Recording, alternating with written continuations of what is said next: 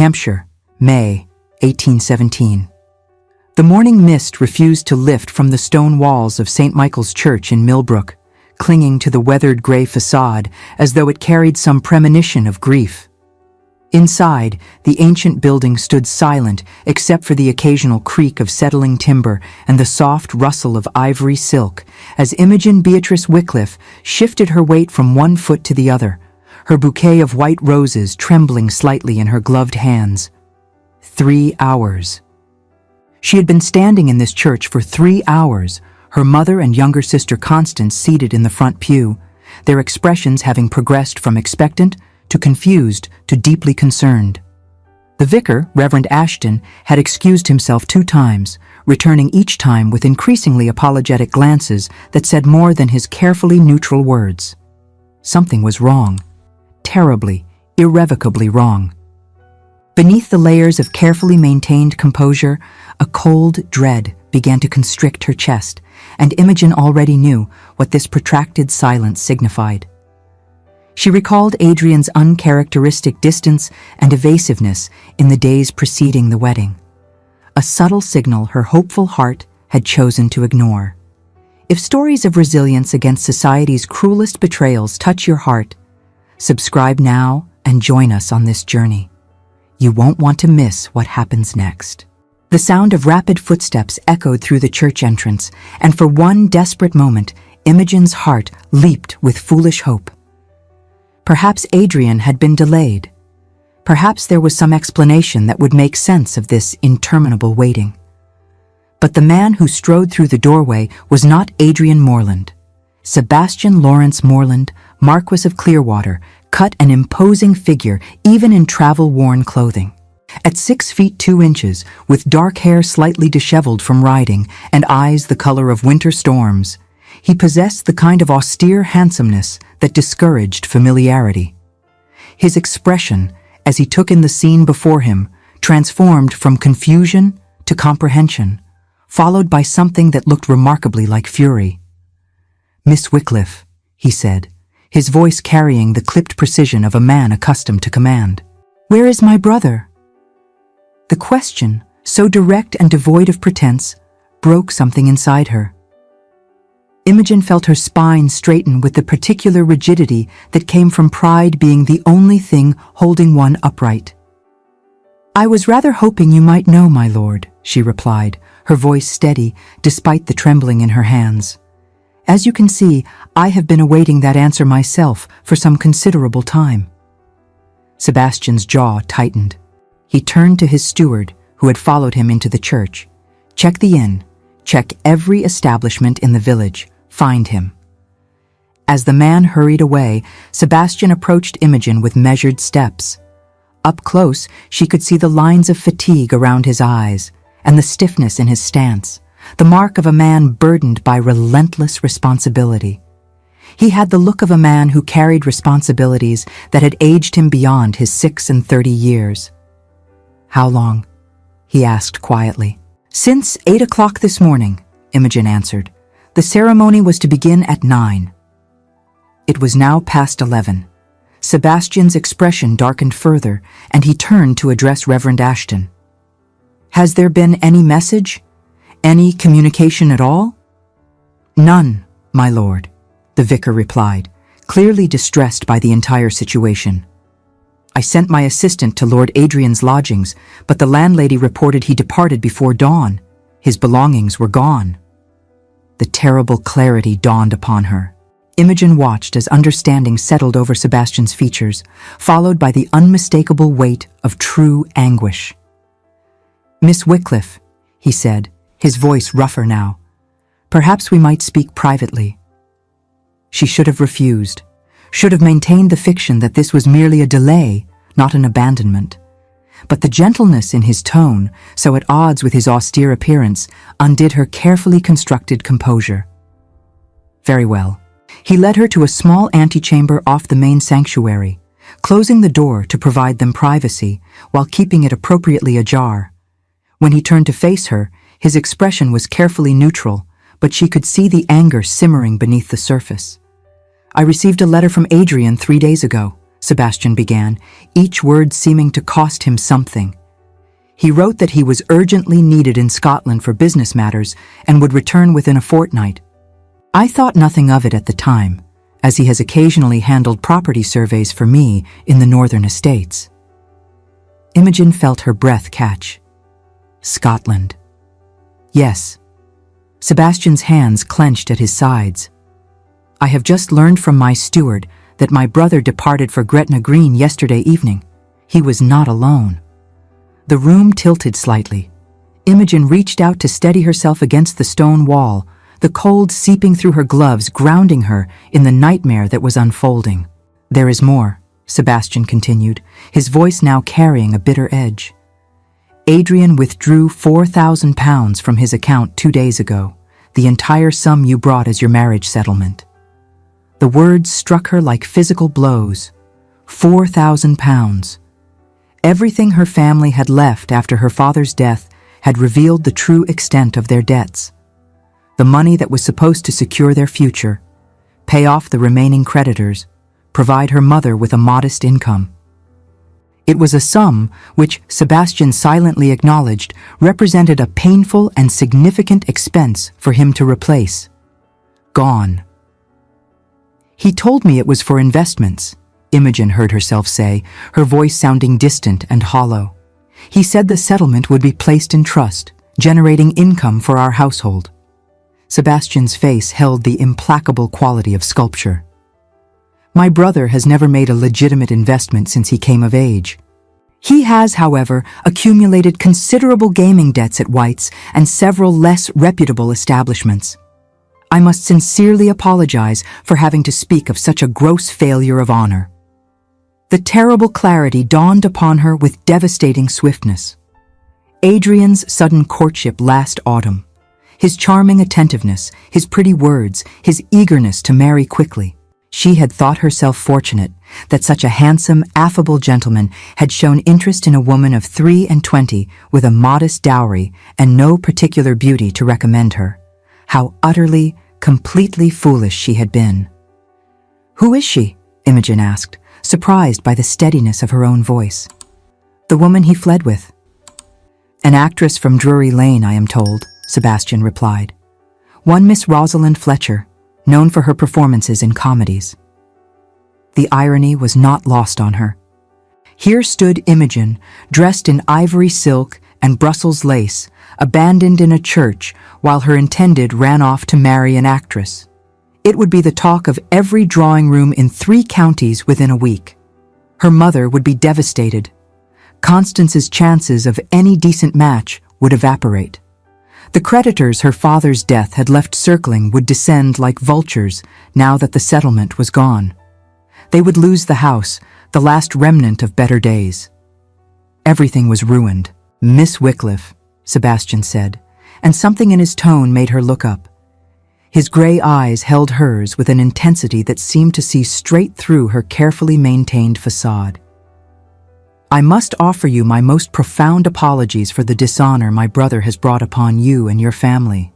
The Moreland name has been tarnished by his actions, and that stain falls upon me as the head of this family." "You are not responsible for your brother's choices, my lord," Imogen replied, though the words felt hollow. "I am responsible for failing to see his true character," Sebastian countered. "I knew he was reckless, prone to poor judgment, but I did not think him capable of such calculated cruelty. I should have been more vigilant." He paused, his expression shifting to something resembling resolve, tinged with resignation. "I wish to make you a proposition, Miss Wycliffe, one that will, I hope, salvage something from this disaster." Imogen waited, though she could not imagine what solution could possibly exist for her circumstances. "Marry me instead." The proposal struck her like a physical blow, staggering her composure. "My lord, such a proposition is entirely out of the question," Imogen began, but Sebastian raised a hand. She thought instantly of her mother's dependence and Constance's future, a desperate wave of necessity washing over her, making the terrible choice clear. "Hear me completely before you refuse," he said. "You are already dressed for a wedding. The church is prepared, the vicar waiting. If we were to marry today, by special license, the scandal would be contained. Society would assume a simple substitution of groom, easily explained by some sudden circumstance that prevented my brother's attendance. Your reputation would remain intact. Your family would retain the security that was promised. But the settlement, Imogen protested. The £4,000 is gone. I will provide an equivalent settlement, Sebastian stated flatly. It was moorland money that was stolen from you, and it shall be moorland money that restores it. Consider it restitution for the harm my family has caused yours. Imogen stared at him, trying to comprehend what he was offering. You would marry a woman you do not know, do not love, to preserve her reputation? I would marry you to preserve my family's honor, Sebastian corrected, his tone businesslike. My brother has brought shame upon the Moreland name. This is the only way to mitigate that shame and prevent your complete ruination. As for love, I have no need of it, nor expectation of it. I require an heir for my estate, and you require security. It is a practical arrangement, nothing more. The coldness of his assessment should have offended her. Instead, Imogen found it oddly comforting. After Adrian's pretty lies and false affection, there was something almost refreshing about Sebastian's brutal honesty. What would you require of me? She asked, needing to understand the full scope of what he proposed. You would be Marchioness of Clearwater, Sebastian replied. You would manage my household, act as hostess when necessary, and provide me with an heir. In return, you would have a generous allowance, your family would be financially secure, and you would have the protection of my name and position. I would expect civility and discretion. Nothing more. Nothing more. No affection, no companionship, no love. A business arrangement, cold and transactional. It was also her only viable option. Very well, Imogen said quietly. I accept your proposal, Lord Clearwater. If she had expected any softening in his expression, any warmth or reassurance, she would have been disappointed. Sebastian merely nodded once, as though she had agreed to acquire a property rather than bind her life to his. He had made his intentions uncompromisingly clear. This was an act of duty and reparation, not affection. I will obtain a special license immediately, he said. We can complete the ceremony within 3 hours. I suggest you inform your mother of the change in circumstances. He turned to leave, then paused at the door. Miss Wycliffe, he said, without looking back. I give you my word that I will treat you with respect and ensure your comfort. I may not be able to offer you affection, but I can offer you security and the dignity my brother denied you. Then he was gone, his footsteps echoing away down the stone corridor, leaving Imogen alone in her wedding dress, about to marry a man who had made it abundantly clear he wanted nothing from her but duty. She pressed her gloved hand against the cold stone wall and allowed herself one moment, just one, to mourn the loss of every foolish dream she had harbored. Then she straightened her spine, smoothed her skirts, and went to inform her mother that she was, after all, getting married today. Just not to the groom anyone expected. The ceremony that took place at 2 o'clock that afternoon bore little resemblance to the celebration that had been planned. Sebastian returned with the special license, his expression as impassive as carved stone. Imogen's mother wept, though whether from relief or dismay was unclear, whilst Constance gripped her sister's hand throughout, her young face pale with shock and distress. Reverend Ashton performed the service with admirable composure, given the extraordinary circumstances. When Sebastian spoke his vows, his voice was clear and firm, each word a statement of obligation rather than affection. Imogen heard her own voice respond with matching steadiness, though she felt as though she were watching the scene from a great distance. The ring Sebastian placed on her finger was heavy gold, ornate and clearly old. A family heirloom, she supposed. It felt like a shackle. I now pronounce you man and wife, Reverend Ashton intoned. My lord, you may kiss your bride. Sebastian leaned forward and placed the briefest, most perfunctory kiss imaginable upon her lips. It lasted perhaps 2 seconds and conveyed all the warmth of touching marble. They were married. The wedding breakfast that followed at the modest Wycliffe house was a subdued affair. Sebastian spoke primarily with Imogen's mother, assuring her that he would handle all outstanding debts and provide her with a suitable cottage and income on one of his estates. His efficiency was impressive, his manner polite but distant. He did not once look at Imogen with anything resembling personal interest. By 4 o'clock, they were in Sebastian's traveling carriage, heading toward Clearwater Manor in Berkshire. The interior of the coach was luxurious but austere, the leather seats comfortable but worn. Sebastian sat opposite her, his posture rigid, maintaining the required distance between them, his attention focused on papers he had retrieved from a case. They traveled in complete silence for the first hour. Finally, unable to bear it any longer, Imogen spoke. "Will you tell me something of Clearwater Manor, my lord?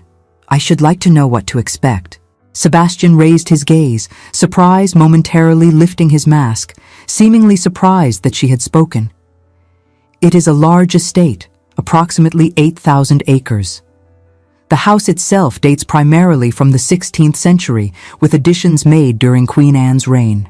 There are 40 rooms, most of which have not been used in some years." "It sounds rather grand," Imogen ventured. "It was once," Sebastian replied, his tone neutral. "My father was not a good steward. He gambled extensively and made poor investments. When I inherited 10 years ago, the estate was heavily encumbered with debt. I have since restored its solvency, but it remains more functional than fashionable." There was no pride in his voice, merely statement of fact.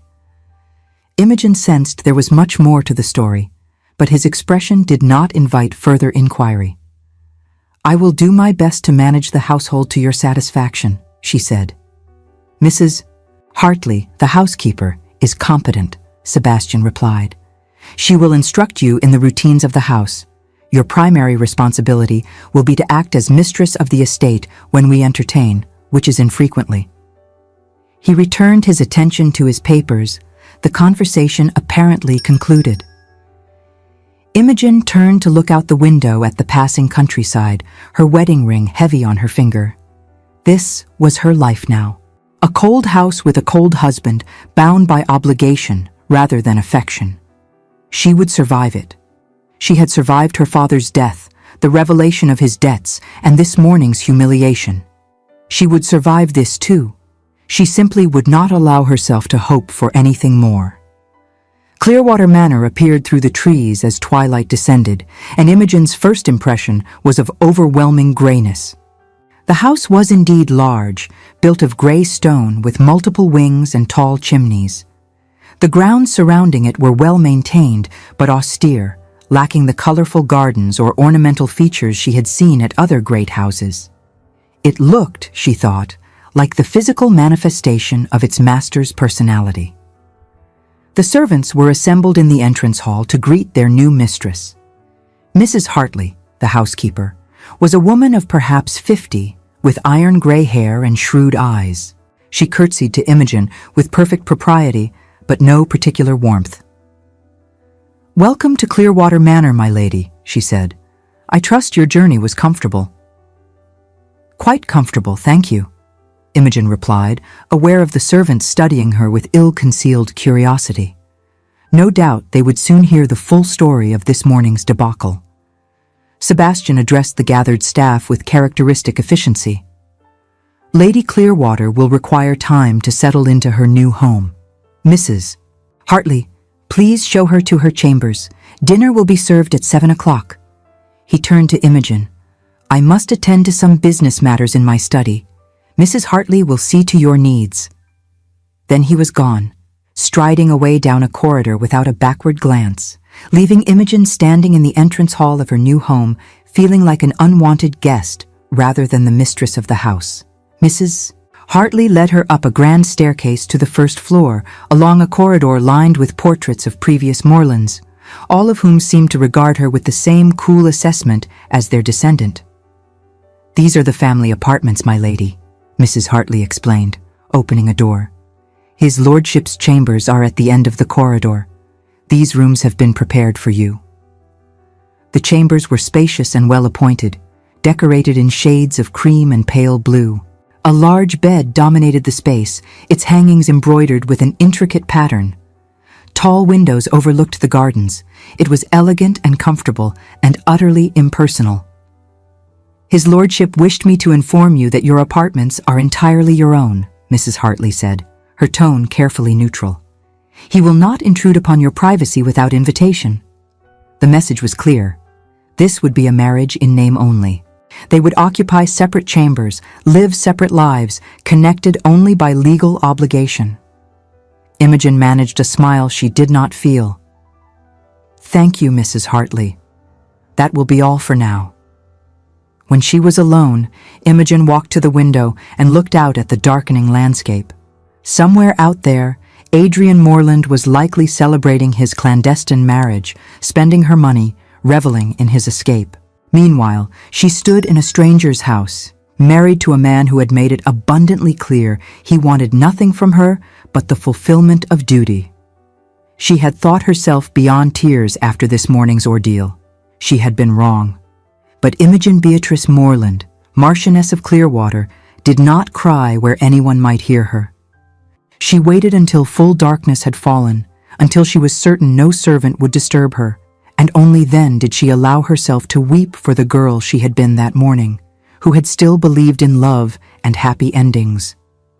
That girl was gone now, replaced by a woman who knew better than to hope for anything more than survival. Dinner that evening was an exercise in awkward formality. The dining room at Clearwater Manor was designed to seat 40 guests comfortably, making the sight of two people at opposite ends of the long mahogany table almost comical. Sebastian sat at the head, Imogen at the foot, with 20 feet of polished wood and Baroque silverware between them. They ate in near silence, the only sounds the clink of cutlery against china and the soft footsteps of servants bringing courses. When Sebastian did speak, it was to make impersonal observations about the estate or ask perfunctory questions about her comfort. "I trust your chambers are adequate, Lady Clearwater," he said during the second course. It was the first time he had addressed her by her new title, and something about it made the reality of her situation even more stark. "They are very comfortable, thank you," Imogen replied, her voice carrying down the absurd length of table between them. "Should you require anything, inform Mrs. Hartley. She has managed this household for 15 years and knows it better than I do myself." Another silence fell, broken only by the arrival of the next course. Imogen forced herself to eat, though the excellent food tasted like ash in her mouth. She studied her husband covertly, trying to reconcile the man who had offered her salvation with the distant stranger who now regarded her with cool indifference. Sebastian's face, in the candlelight, was all harsh angles and shadows. His expression gave nothing away as he methodically worked through his meal, seemingly content with the silence. He possessed none of Adrian's easy charm, none of the quick smiles and flattering words that had first drawn her attention. But then, Adrian's charm had been the weapon he used to destroy her.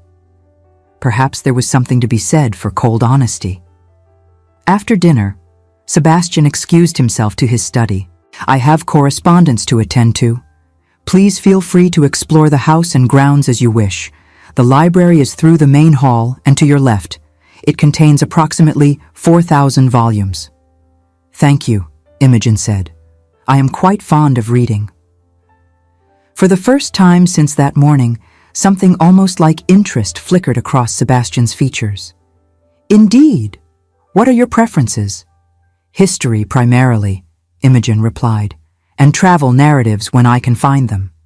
He nodded slowly. "The library contains a substantial collection of both.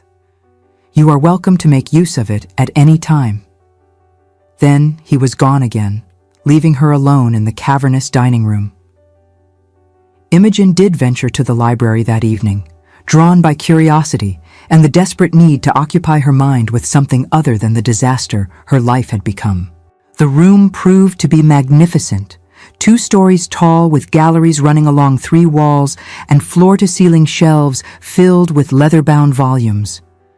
A fire burned in the massive fireplace, and comfortable chairs were arranged near it. It was the warmest room she had yet seen in the house. She spent 2 hours there, exploring the collections, eventually settling with a volume on the antiquities of Greece.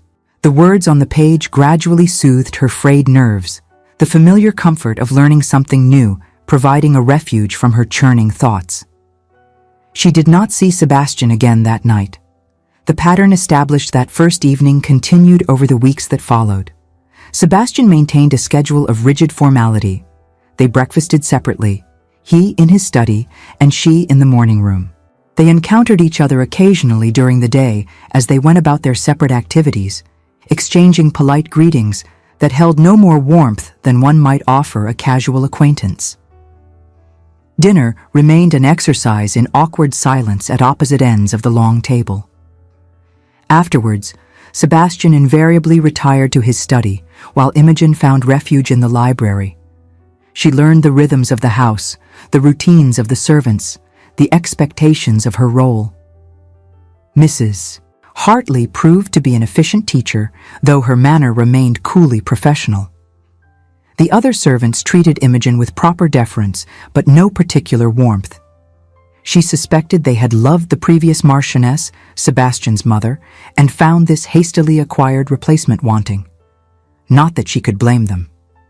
Imogen threw herself into her duties as mistress of Clearwater Manor, managing the household accounts, overseeing the servants, planning menus, arranging flowers.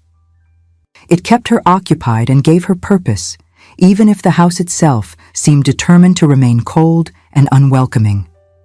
She also spent increasing amounts of time in the library. The collection was extraordinary, clearly assembled by someone with genuine scholarly interests.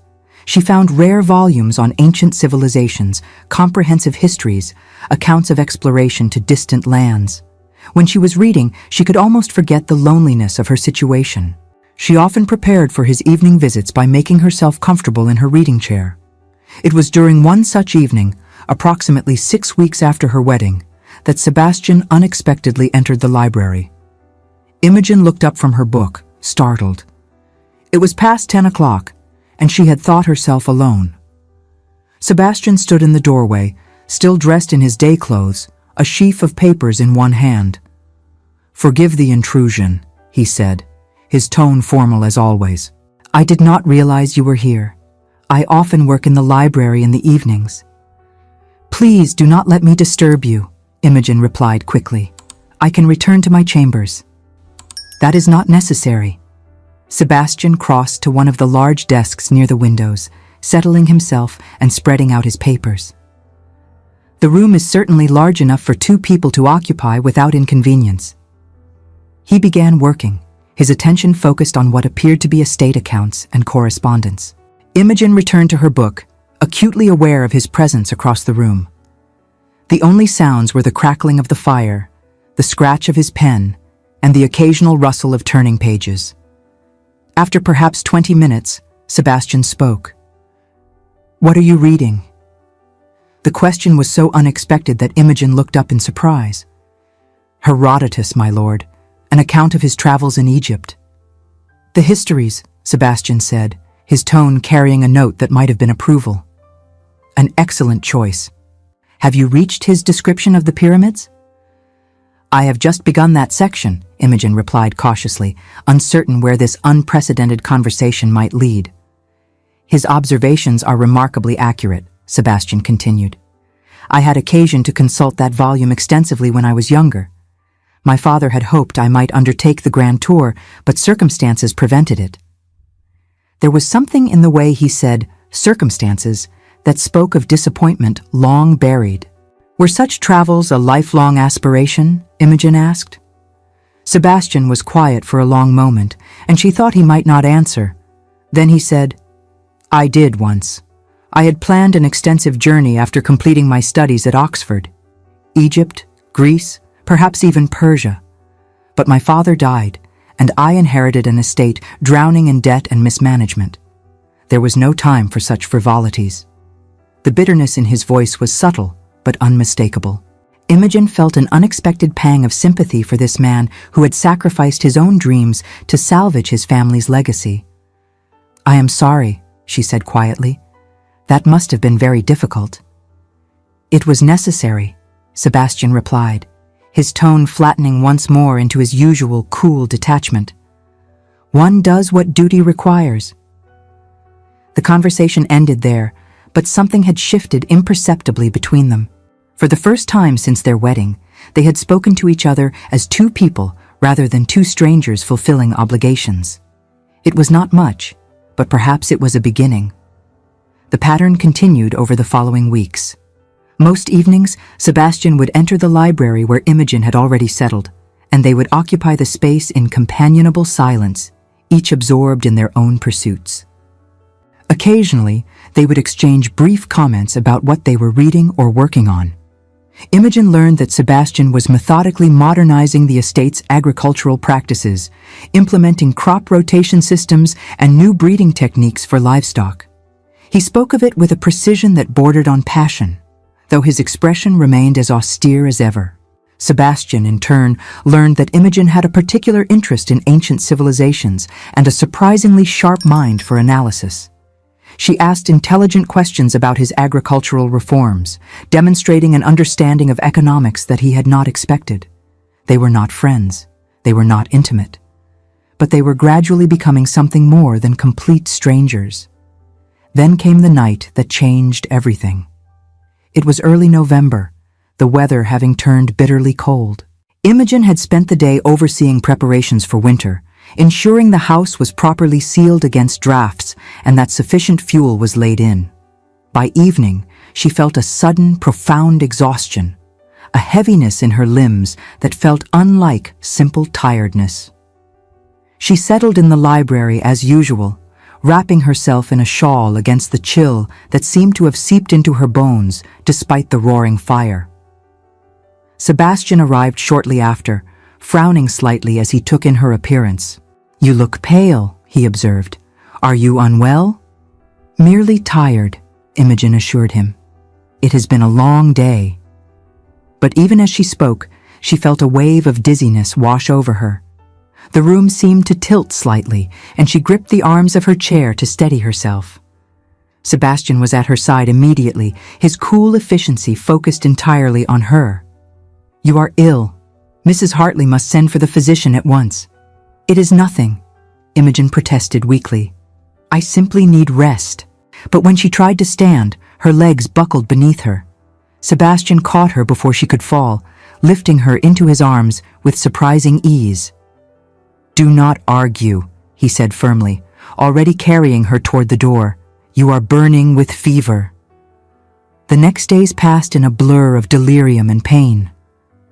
Imogen was only vaguely aware of being carried to her chambers, of the physician's arrival, of voices speaking in low, worried tones.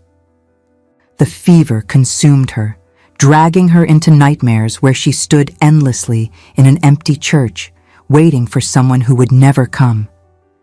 In her delirium, she spoke. Words tumbled out that she would never have voiced in conscious thought.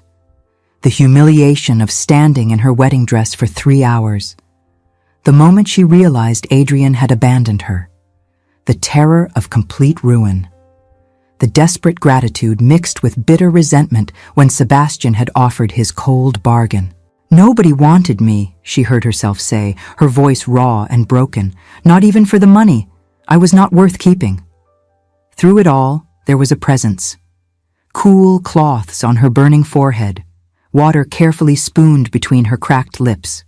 A deep voice murmuring words she could not quite comprehend, but that somehow anchored her to consciousness. Sebastian heard her confessions, the raw, wounded truth of her shame and suffering, and the pain in her voice broke through his carefully constructed emotional barriers. On the third night, the fever broke. Imogen woke to find herself in her own bed, weak as a kitten and disoriented. Pale dawn light filtered through the windows, and slumped in a chair beside her bed, his usually immaculate clothing rumpled and his dark hair disheveled, sat Sebastian. He had been there all night, perhaps all 3 nights. As if sensing her regard, Sebastian's eyes opened. For a moment, before his habitual reserve tightened his features once more, Imogen saw something raw in his expression, relief, and something else she could not quite name. "You are awake," he said, his voice rough from lack of sleep. "How do you feel?" "Like I have been trampled by a carriage," Imogen admitted. "What happened?" "Fever. The physician believes it was an ague, though he could not be certain. You have been quite ill for 3 days." 3 days during which she gradually realized Sebastian had not left her side. His presence was evidenced in small ways, she noticed, as consciousness fully returned. A book on the bedside table that was his. A discarded cravat draped over another chair. The subtle scent of his cologne that permeated the room. "You stayed," she said, the words more question than statement. Sebastian's expression shuddered slightly. "You were delirious. You said things. I thought it best that only I should hear them." Shame flooded through her. She had spoken aloud her deepest hurts and fears while fevered and vulnerable, and he had witnessed all of it. "I apologize," she whispered. "You should not have been subjected to such displays." "Do not apologize." His voice was firm, almost harsh. "You have nothing to apologize for. The things you said, the pain you revealed, it was not weakness. It was truth. Truth about suffering you did not deserve and handled with more grace than most could muster." Imogen stared at him, seeing something in his gray eyes she had not seen before. Understanding. Recognition. As though in hearing her fevered confessions, he had truly seen her for the first time. "Rest now," Sebastian said, rising from his chair with visible stiffness. "I will have Mrs. Hartley bring you some broth. You must regain your strength slowly." He moved toward the door, then paused. "Imogen," he said, using her Christian name for the first time since their wedding. "You are worth far more than my brother could ever comprehend. That failure was his, not yours. Never doubt that."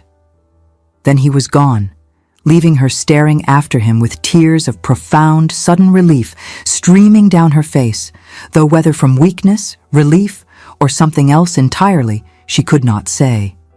Her recovery was slow. For 2 weeks, Imogen remained largely confined to her chambers, gradually rebuilding her strength. Sebastian visited 2 times each day, morning and evening, ostensibly to check on her progress. Their conversations during these visits were brief, but carried a new quality of genuine interest. He brought her books from the library, selecting titles he thought might interest her. She found herself preparing for his visits, a flutter of warmth in her chest, with an anticipation that had nothing to do with duty or obligation. When she was finally strong enough to leave her chambers, Imogen found that something had fundamentally shifted in the household. The servants treated her with noticeably more warmth, particularly after word spread that his lordship had personally nursed her through her illness. Mrs. Hartley's manner softened considerably, her efficiency now tempered with genuine concern. And Sebastian himself had changed, though the transformation was subtle. He still maintained his formal demeanor, but there were small differences.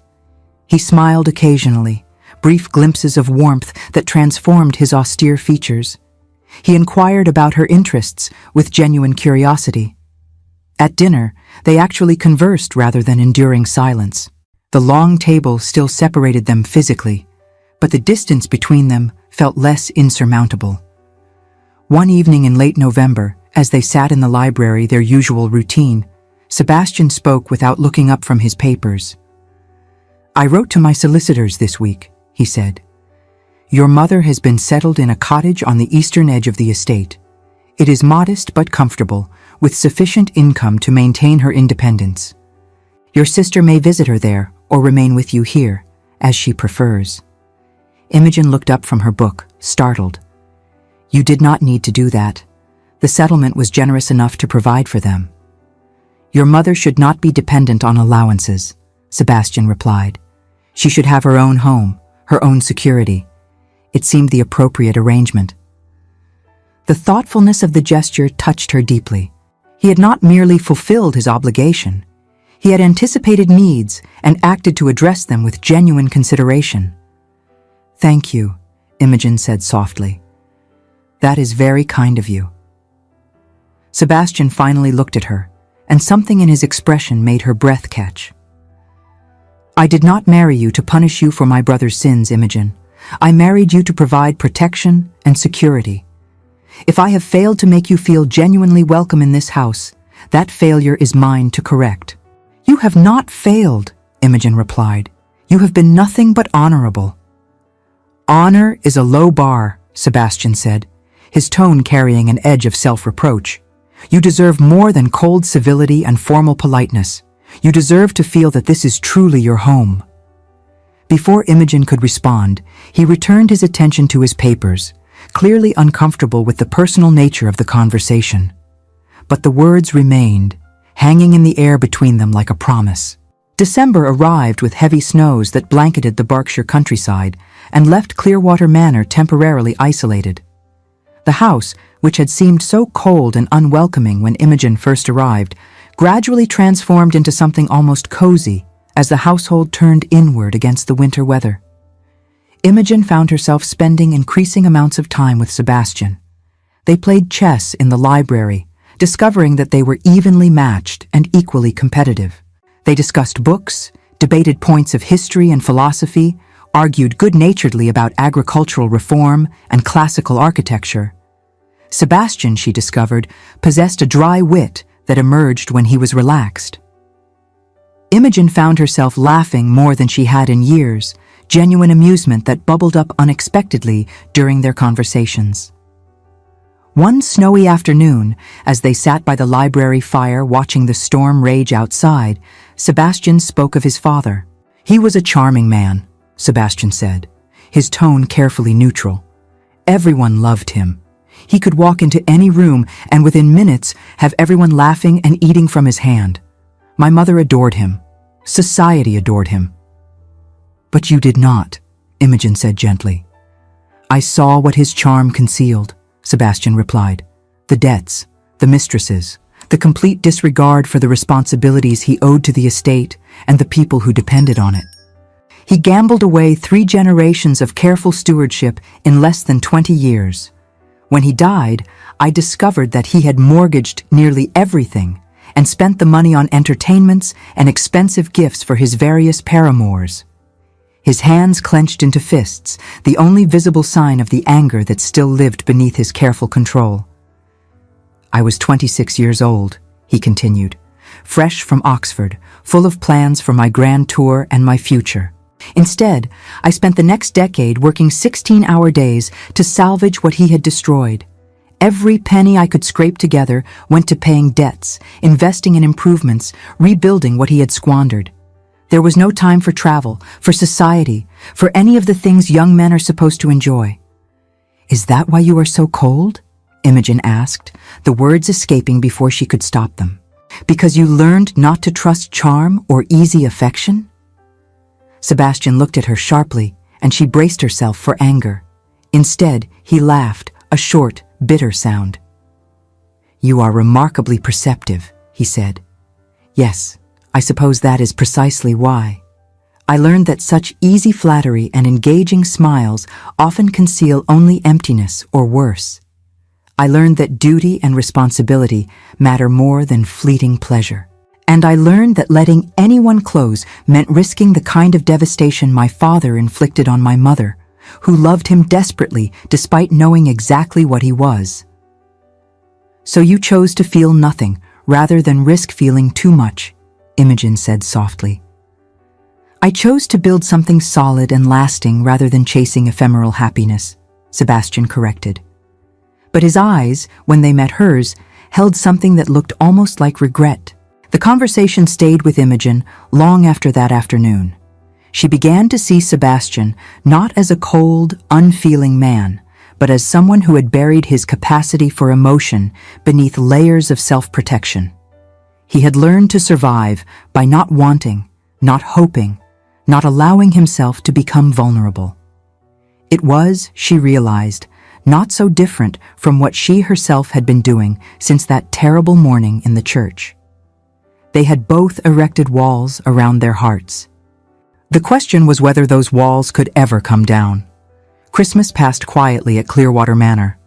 Sebastian gave Imogen a beautiful edition of Homer's Odyssey, the pages edged in gold and illustrated with exquisite engravings. She gave him a globe, antique and beautifully detailed, knowing his lost dreams of travel. They did not exchange these gifts at dinner or in any formal way. Instead, she left his on his desk in the library. He left hers in her reading chair. They acknowledged them with quiet thanks and said nothing more. But Imogen noticed that the globe appeared on Sebastian's desk, where he could see it while he worked, and she carried the Odyssey everywhere, treasuring it not for its material value, but for what it represented, that he had listened when she spoke, that he understood her loves, that he had thought of her pleasure when making his choice.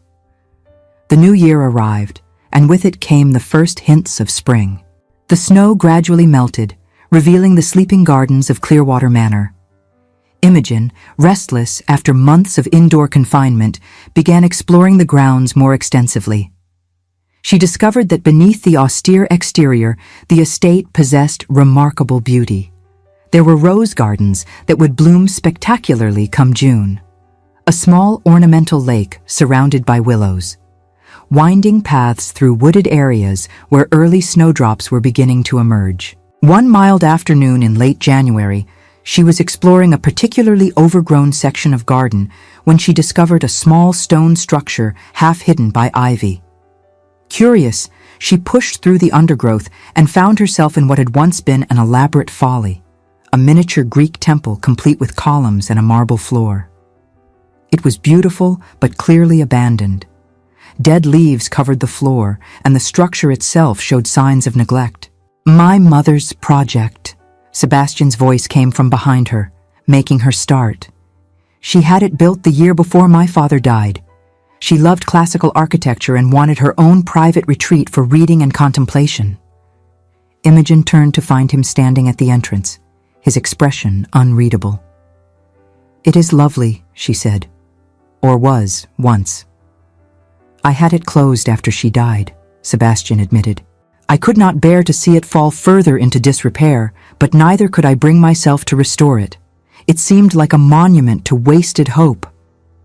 "May I ask what happened to her?" Imogen ventured carefully. Sebastian stepped into the folly, looking around at the neglected space with something like pain in his eyes. "She died of a broken heart," he said bluntly. "Oh, the physician called it a fever, but I knew better. My father's final mistress had been particularly brazen, flaunting the affair in ways that humiliated my mother publicly. She retreated here, to this folly, spending hours alone. When she took ill, it was as though she had simply lost the will to fight." "I am sorry," Imogen said. "That must have been terrible for you." "It was instructive," Sebastian replied, his tone hardening. "It taught me that love makes us vulnerable, that giving someone that much power over your happiness is dangerous, that it is safer to feel nothing than to risk that kind of destruction." Imogen understood then, with sudden clarity, why Sebastian had built such formidable walls around himself. He had watched love destroy his mother. He had seen charm and affection used as weapons. He had learned to equate emotion with weakness and vulnerability with danger. "Not all love is destructive," she said gently. "Your father's behavior was cruel, but that does not mean all affection leads to pain." "Does it not?" Sebastian turned to face her fully. "You stood in a church for 3 hours, waiting for a man who had charmed you into believing his lies. My mother wasted decades on a man who cared nothing for her suffering. Where in these examples is the redemptive power of love?" The question hung between them, challenging and bitter. Imogen took a breath, choosing her words carefully. "Perhaps love is not inherently good or bad. Perhaps it depends on the people involved. Your father was selfish and cruel. Adrian was dishonest and cowardly. But that does not mean all people who offer affection will betray it. And how does one know the difference? Sebastian asked. How does one distinguish genuine feeling from skilled performance? I suppose, Imogen said slowly, by watching what people do rather than what they say.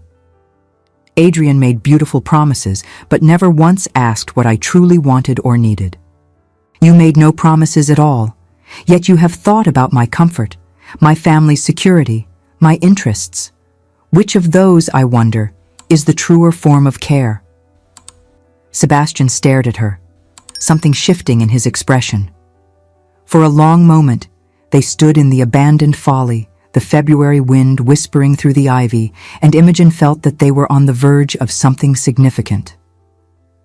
Then Sebastian turned away abruptly. I should return to the house. I have correspondence to attend to. He left without waiting for her response, his retreat so hasty it bordered on flight. But Imogen remained in the folly, her heart beating rapidly, sensing that something crucial had just occurred, even if she could not quite articulate what it was. The days that followed were strange. Sebastian became more distant again, as though their conversation in the folly had frightened him into retreat. He still joined her in the library most evenings, but their conversations were stilted, carefully confined to impersonal topics. Imogen felt the loss of the tentative connection they had been building like a physical ache. Then, in early February, everything changed.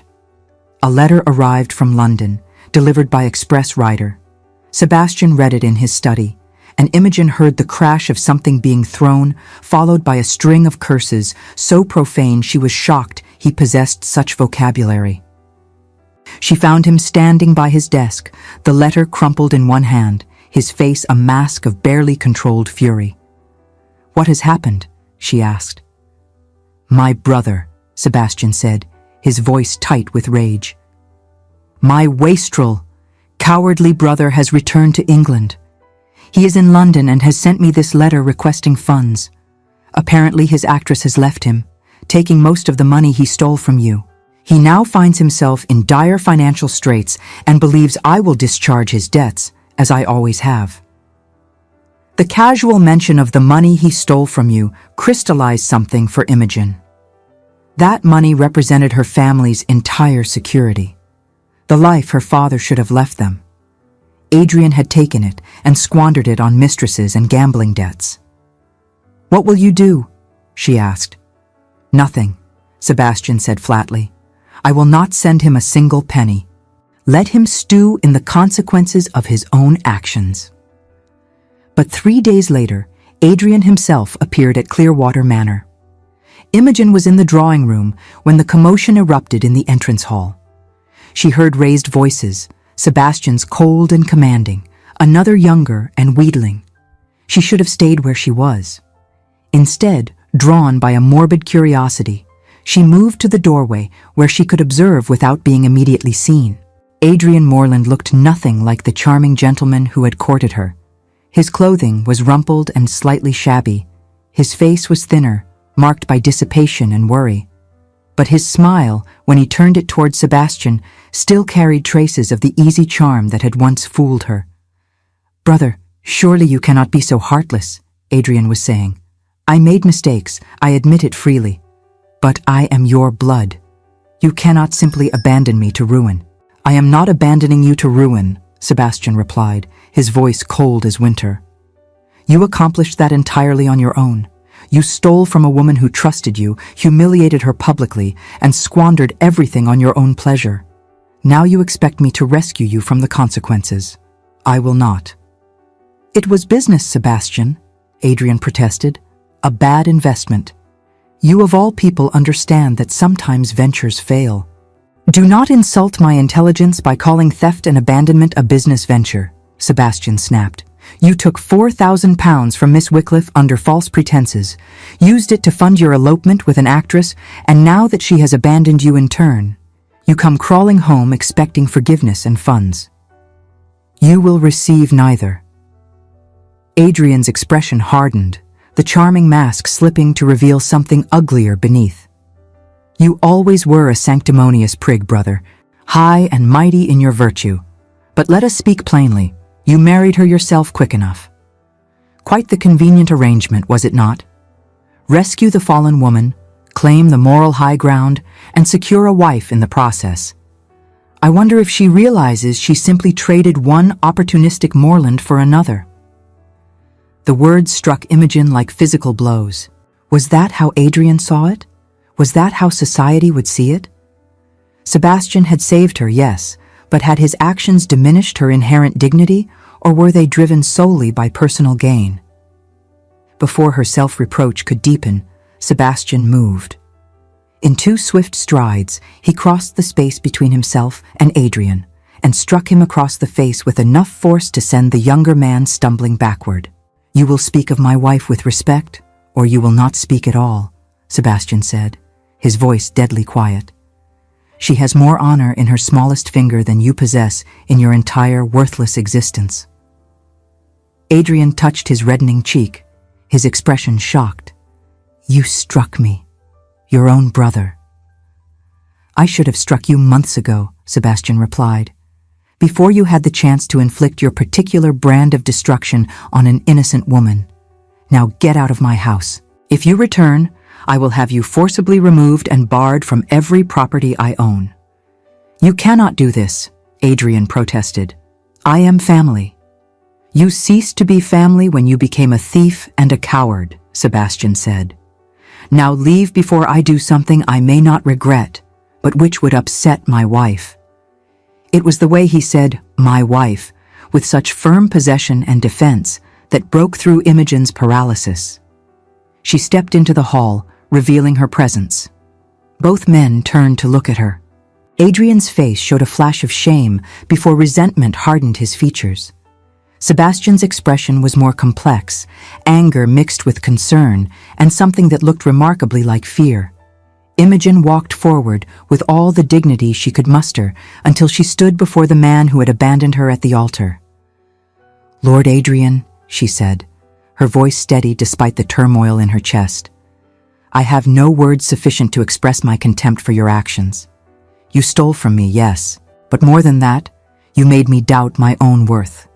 You made me believe I was unworthy of love or loyalty. That damage, I think, is worse than any financial loss." Adrian had the grace to look uncomfortable. "Lady Clearwater, I never meant to cause you such pain," he began, but Imogen cut him off. "Lady Clearwater," Imogen corrected sharply, "and I do not care what you meant. I care only what you did. You taught me a valuable lesson, though not the one you intended. You taught me that charm without substance is worthless, that pretty words mean nothing without honorable actions to support them, that I should never again trust appearances over evidence." She took a breath, gathering herself for what came next. "But I must thank you as well," she continued, the words tasting strange on her tongue. "Had you kept your word and married me, I would now be bound to a man incapable of honesty or decency. Instead, I am married to a man who has shown me more respect and consideration in 7 months than you showed me in 6 months of courtship. Your abandonment, devastating as it was in the moment, was ultimately a gift. It freed me to find something better." She turned to Sebastian, seeing his surprise at her words. "I do not need you to defend me, my lord husband," she said more softly, "but I appreciate that you would. Now, if you will excuse me, I find I have no desire to continue this conversation." She walked away, head high, leaving both men staring after her. Only when she reached her chambers did she allow herself to collapse into a chair, trembling with reaction. She had confronted Adrian, yes, but in doing so, she had also revealed far more of her feelings about Sebastian than she had intended. Something better. She had called her marriage something better. And the terrifying truth was that she meant it. When Sebastian came to her chambers that evening, his knock was hesitant, so unlike his usual assured manner. "May I enter?" he asked through the closed door. "Yes," Imogen replied, her voice steadier than she felt. He entered cautiously, as though expecting her to be fragile or upset. Instead, He found her seated by the window, composed if pale. "I apologize that you were subjected to that scene," Sebastian began. "I should have sent Adrian away immediately, rather than engaging with him where you might overhear." "I am not upset that I overheard," Imogen replied. "I am grateful, actually. I needed to see him, to say those words. It brought me a certain measure of vindication." Sebastian studied her face carefully. "You were remarkably brave, and remarkably kind, given what he did to you." "I was not kind," Imogen corrected. "I was honest. There is a difference." He moved further into the room, and in the lamplight she could see the tension in his shoulders, the careful control he was maintaining. "What you said," Sebastian began, then stopped, seemingly struggling with how to continue. "About finding something better? Did you mean that?" The question hung between them, weighted with significance. Imogen could lie, could retreat back behind the walls of polite civility they had both constructed. It would be safer, easier, but she found she no longer wanted safe or easy. "Yes," she said simply. "I meant it. These past months, living here with you, I have come to realize that there are different kinds of marriage, different ways to care for someone. Adrian promised me passion and romance, but delivered only betrayal. You promised me nothing but duty and delivered consideration, respect, and genuine interest in my well-being. If I must choose between pretty lies and honest action, I choose the latter every time." Sebastian's expression was difficult to read. "I have not been an easy man to live with. I am aware that I am cold, distant, difficult." "You are careful," Imogen corrected gently, her voice full of perceptive empathy. "You are guarded. You protect yourself because you have seen what happens when people do not. But Sebastian, I do not need you to be someone you are not. I simply need you to know that I see you. I see the man beneath the careful control, and I find him entirely worthy of esteem." For a long moment, Sebastian simply stared at her. Then he crossed the room in 3 long strides and sank to his knees before her chair, taking her hands in his. "Imogen," he said, her name a rasped confession. "I married you from duty, yes, but somewhere in these months, duty became something else entirely. When you were ill, delirious and feverish, I realized I could not bear to lose you. When Adrian spoke of you with such casual cruelty today, I wanted to do him genuine violence. Not because he had dishonored my family name, but because he had hurt you." His grip on her hands tightened. "I do not know if what I feel is love," he continued, his voice rough with emotion. "I have spent so long refusing to feel anything that I am not certain I recognize it anymore. But I know that thinking of you makes my day better. That hearing you laugh is one of the finest sounds I have ever known. That the thought of you being unhappy or suffering causes me actual pain. If that is not love, it is closer than I ever thought I would come." Imogen felt a flood of warmth and release, the tension of years washing away. She freed one hand to cup his cheek, feeling the unfamiliar rasp of stubble beneath her palm. "That is love, you stubborn, beautiful fool," she whispered. "And I feel it too. I have been falling in love with you for months now, so gradually I did not realize it was happening until today, when the thought of losing you to Adrian's poison words terrified me more than anything has since my father died." Sebastian released a single ragged breath that sounded like a groan of profound relief, pressing his face against her palm. He stood, pulling her up with him, his gray eyes locked on hers with the weight of years of longing. "I want to do this properly," he said. "Not a business arrangement or obligation. A true marriage, in every sense." "Yes," Imogen breathed. "Yes, I want that too."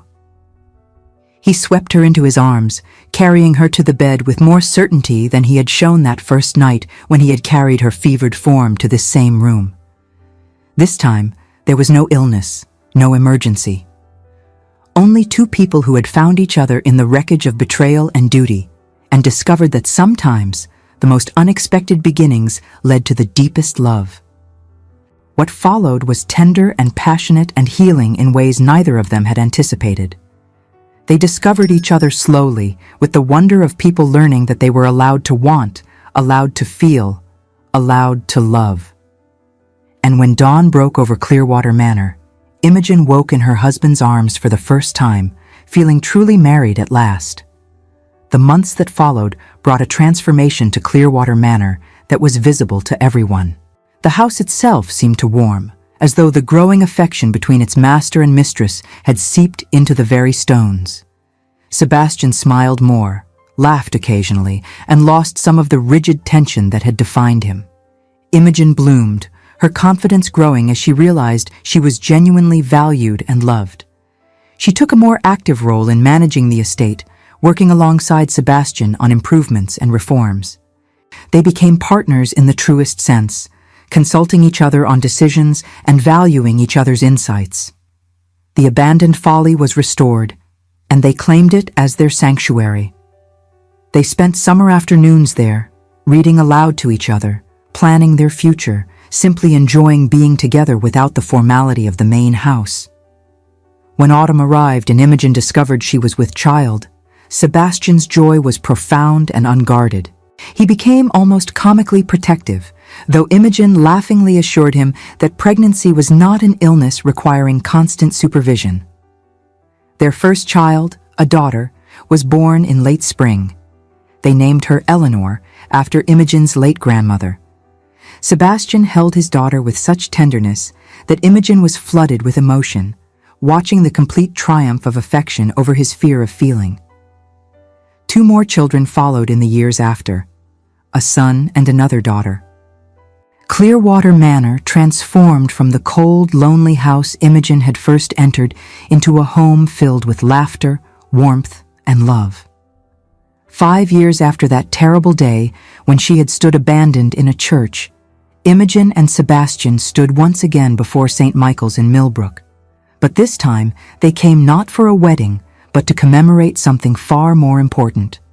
They had established a charitable foundation in the church's name, dedicated to helping women in desperate circumstances, women abandoned by promises made, women facing ruin through no fault of their own, women who needed not rescue, but resources and support to rescue themselves.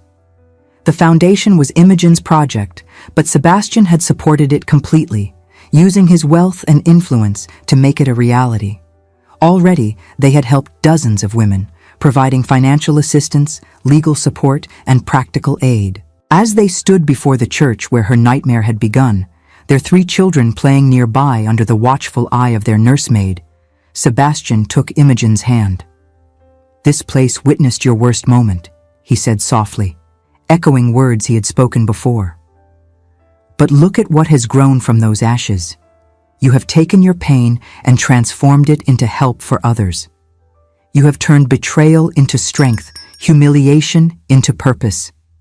"We did this together," Imogen replied, squeezing his hand. "I could not have built any of this without you. And I would still be locked in my study, hiding from feeling anything, if you had not taught me that walls built to keep pain out also keep love from entering," Sebastian countered. Imogen smiled, watching their eldest daughter chase her younger siblings across the churchyard. "Do you ever regret it? That morning when you decided to marry a stranger rather than let scandal spread?" Sebastian turned her to face him, his gray eyes warm with the love he no longer tried to hide. "I regret nothing. That morning, I thought I was saving you from ruin. I did not realize you would save me from a different kind of ruin entirely. A life empty of joy, of connection, of love." He kissed her gently, uncaring of the villagers passing by, who smiled at the sight of the Marquess and Marchioness of Clearwater, so obviously devoted to each other. "Adrian's abandonment, as devastating as it was, gave me you," Imogen said when they parted. "It forced me to see that charm without substance is worthless, that real love is built not on pretty words, but on consistent action, on seeing and being seen, on choosing each other every day." "We both learned that lesson," Sebastian agreed. "My father taught me to fear emotion," Adrian taught you to doubt promises. But together, we learned that the right person, at the right time, can teach us to trust again, to hope again, to love again. Their son called out, asking his father to come watch him climb a tree. Sebastian laughed, the sound still surprising and delightful to Imogen even after 5 years of marriage. "Duty calls," he said with mock solemnity. "Our heir apparent requires supervision in his tree-climbing endeavors." "Go," Imogen urged. "I will speak with the vicar about the next distribution of funds."